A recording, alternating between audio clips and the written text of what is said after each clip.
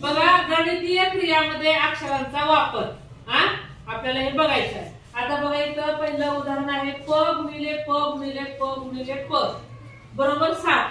तर प बरोबर किती रे? 12. लिह 12.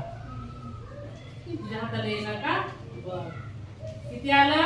12 पंचे 60. आता दुसरं उदाहरण आहे म वजा 45 बरोबर 65. तर ह्या म बरोबर किती? 110. तू कसं काढलं रे 110? 45 अधिक 65. कर बरं इथं.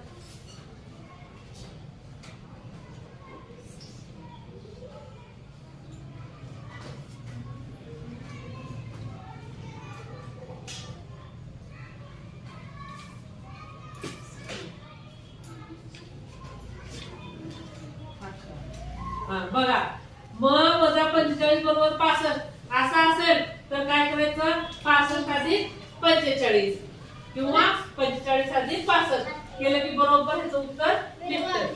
छान.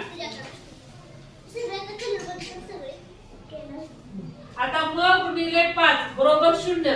तर म बरोबर किती? 0.